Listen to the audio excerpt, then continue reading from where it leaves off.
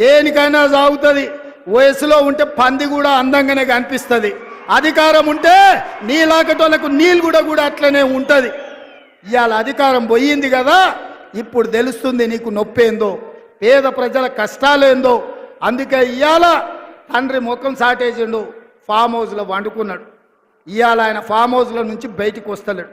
బయటికి వచ్చినోడు వీడు అబద్ధాలు చెప్పుడు ఆపుతలేడు. అందుకే మిత్రులారా, అప్రమత్తంగా ఉండండి.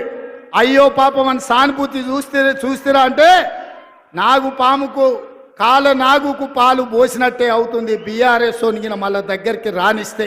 అందుకే ఈరోజు ఇంత మంచి కార్యక్రమం ఇవాళ సీతారామ ప్రాజెక్టు ప్రారంభోత్సవానికి, అదేవిధంగా 2 లక్షల వరకు 3వ విడత రైతుల రుణమాఫీకి వేలాదిగా మీరు ఇక్కడికి వచ్చి ఆశీర్వదించినందుకు, ఇంతసేపు ఓపిక ఉండి, ముఖ్యంగా మా అక్కలు, మా చెల్లెళ్ళు, మా పెద్దమ్మలందరూ కూడా నిండు మనసుతో ఆడపిట్టలందరూ ఇందిరమ్మ రాజ్యాన్ని ఆశీర్వదించడానికి మా లంబాడ సోదరిమణులందరూ కూడా ఇక్కడికి వచ్చినందుకు మనస్ఫూర్తిగా వాళ్ళందరికీ ధన్యవాదాలు తెలియజేస్తూ, ఎవరు ఏం చెప్పినా నమ్మకండి.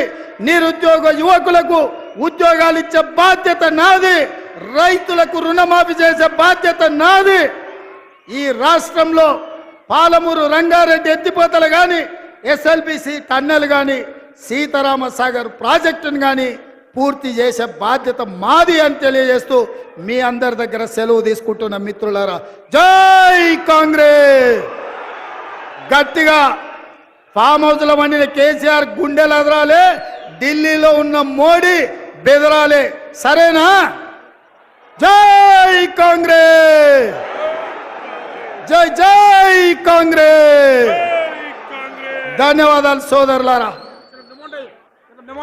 తెలంగాణ రైతాంగానికి 6,098 కోట్ల రూపాయలు మొదటి విడతగా 1,00,000 రూపాయల వరకు అప్పున్న రైతులకు రుణ విముక్తి కార్యక్రమాన్ని చేపట్టడం జరిగింది.